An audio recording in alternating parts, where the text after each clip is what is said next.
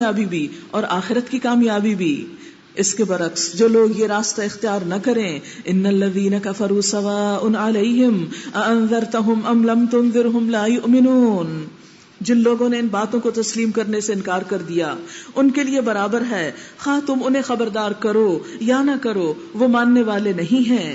اللہ نے ان کے دلوں اور ان کے کانوں پر مہر لگا دی ہے اور ان کی آنکھوں پر پردہ پڑ گیا ہے اور وہ سخت سزا کے مستحق ہیں۔ اس سے کیا پتہ چلتا ہے کہ اللہ کی بات جب آ جائے اور پھر لوگ اس کو ماننے سے انکار کر دیں تو اللہ تعالیٰ دلوں کو سخت کر دیتے ہیں۔ جب دل سخت ہو جائیں تو پھر ہدایت کی بات سامنے نظر بھی آ رہی ہو تو ماننے کو دل نہیں چاہتا۔ جب انسان مانتا نہیں تو عمل نہیں بدلتا، اور جب عمل نہیں بدلتا تو منزل صحیح نہیں ملتی۔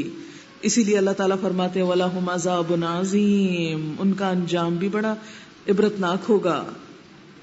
ایک تیسرا گروہ جو دونوں طرف اپنے آپ کو رکھتا ہے، بظاہر اسلام کا اظہار کرتا ہے اور دل میں کفر رکھتا ہے، دل میں کچھ اور ہے سامنے کچھ اور ہے، منافقین۔ یہ مدنی صورت ہے، نبی صلی اللہ علیہ وسلم کو مدینہ آ کر منافقین سے واسطہ پڑا تھا۔ منافق اس چوہے کو کہتے ہیں جس کے بل کے دو سوراخ ہوں، ایک طرف سے جاتا ہے اور دوسری طرف سے نکل جاتا ہے، یعنی جب اپنے گھر کے اندر ہوتا ہے اور ایک سوراخ سے خطرے کو بھانپتا ہے، سانپ یا کوئی ایسی مخلوق کو آتے دیکھتا ہے تو فوراً دوسری طرف سے نکل کر اپنی جان بچا جاتا ہے۔ تو منافق ایسا انسان جو صرف اپنے مفادات اور صرف اغراض کا بندہ ہے، جو صرف اپنا فائدہ دیکھتا ہے اور فائدہ بھی صرف دنیا کا دیکھتا ہے، آخرت کو بھول کے کام کرتا ہے۔ تو یہاں فرمایا گیا بعض لوگ ایسے بھی ہیں جو کہتے ہیں ہم اللہ پر اور آخرت کے دن پر ایمان لائے ہیں، حالانکہ در حقیقت وہ مومن نہیں ہیں، دل سے نہیں مانتے، بس اوپر اوپر سے اظہار کرتے ہیں۔ کیوں؟ اس لیے کہ مدینہ میں مسلمانوں کو اب غنیمت حاصل ہونے لگی تھی، جنگ بدر میں ہی کئی قیدی ہاتھ آ گئے تھے، مال غنیمت ہاتھ آیا۔ اب منافق جو تھے ان کا دل للچایا کہ ہم کسی طرح مسلمانوں کو بھی خوش کر لیں کہ ان سے بھی فائدے بٹور لیں، اور دوسری طرف کفر کو ہم نہیں چھوڑ سکتے کیونکہ اسی پر تو ہماری زندگی کی من موجی کا انحصار ہے۔ لہٰذا وہ دل سے کافر تھے، اوپر سے مسلمان اپنے آپ کو ظاہر کرتے تھے۔ آج کے دور میں مسلمانوں کے اندر ایسا نفاق تو نہیں ہے، لیکن مسلمانوں کی زندگی کے ویسے دو روپ بن چکے ہیں، نظر کچھ آتے ہیں، اندر سے کچھ اور ہوتے ہیں۔ اور نہ صرف یہ کہ دین کے معاملے میں بلکہ دنیا کے معاملے میں بھی دو رخی پالیسی، کسی سے ملا تو اس کو کچھ کہا، کسی اور سے ملا تو اس کو کچھ کہا، یہ بدترین مخلوق ہیں۔ حدیث میں آتا ہے کہ قیامت کے دن سب سے بدترین انسان وہ ہوگا جو دو چہروں والا ہوگا، کہ ایک طرف آ کے کچھ کہتا ہے، دوسری طرف جا کر کچھ کہتا ہے۔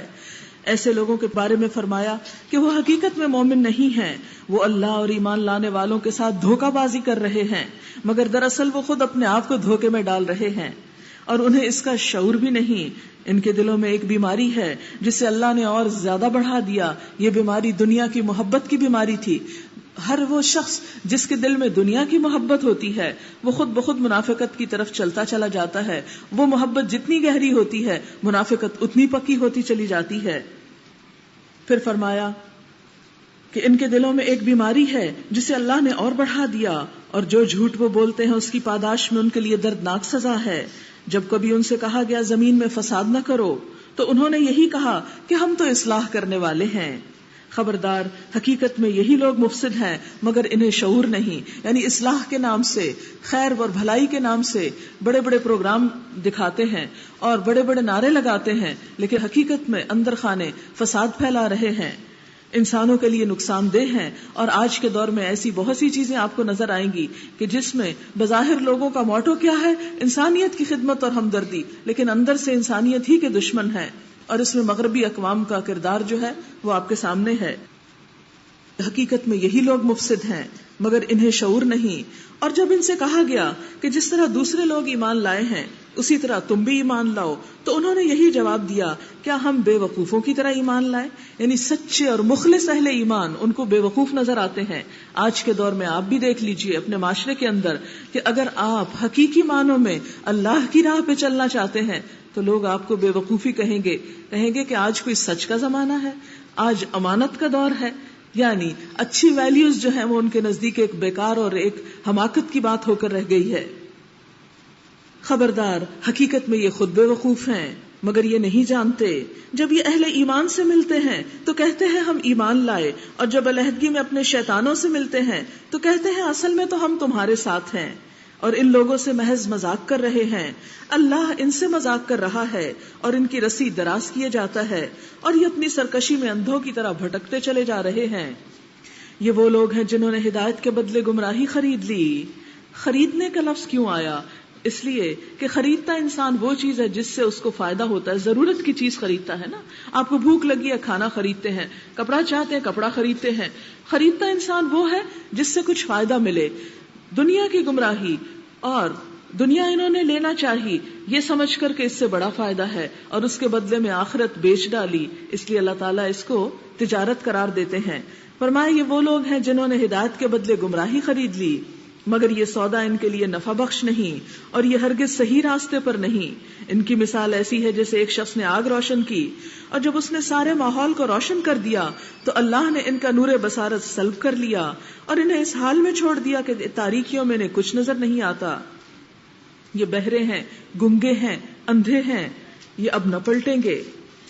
اس مثال سے مراد کیا کہ نبی صلی اللہ علیہ وسلم جب دنیا میں تشریف لائے، اسلام کا نور جگمگایا تو انہوں نے آپ صلی اللہ علیہ وسلم کی دشمنی مول لی، آپ کی مخالفت کی، جس کا نتیجہ یہ ہوا کہ اللہ نے ان سے توفیق ہدایت چھین لی، اس لیے کہ جو نبی صلی اللہ علیہ وسلم سے دشمنی رکھتا ہے اور جو آپ کا مذاق اڑاتا ہے اور جو آپ کی توہین کرتا ہے وہ کبھی بھی راہ ہدایت پا نہیں سکتا۔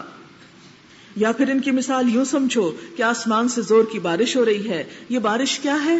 اسلام، اور اس کے ساتھ اندھیری گھٹا اور کڑک اور چمک بھی ہے، اسلام کے ساتھ آنے والی مشکلات۔ یہ بجلی کے کڑاکے سن کر اپنی جانوں کے خوف سے کانوں میں انگلیاں ٹھونس لیتے ہیں، یعنی اسلام کے ساتھ آنے والی مشکلات کو برداشت کرنے کی بجائے آنکھیں بند کر لیتے ہیں اور سمجھتے ہیں کہ گویا انہوں نے کچھ جانا ہی نہیں، سنا ہی نہیں۔ اور اللہ ان منکرین حق کو ہر طرف سے گھیرے میں لیے ہوئے ہے۔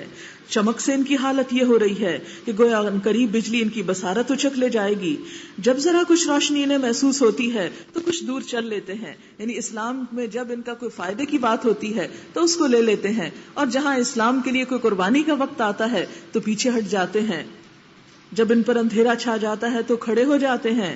اللہ چاہتا تو ان کی سماعت اور بصارت بالکل ہی سلب کر لیتا، یقیناً وہ ہر چیز پر قادر ہے۔ یہاں سے آپ اندازہ لگائیں، آپ دیکھیں کہ قرآن جو ہے یہ ہم سب کے لیے ہے، اور اس میں ہمیں اپنے آپ کو دیکھنا ہے۔ قرآن ایک آئینہ ہے جو ہم کو دکھاتا ہے کہ ہم کہاں کھڑے ہیں، ہم کیسے لگ رہے ہیں، ہمارا طرز عمل کیا ہے۔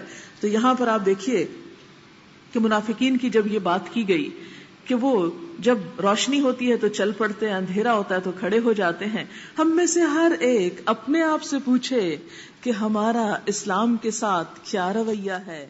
کیا ہم ہر حال میں، خوشی ہو یا غم، آسانی ہو یا مشکل، کیا ہر حال میں ہم اللہ کی بات مانتے ہیں، ماننا چاہتے ہیں؟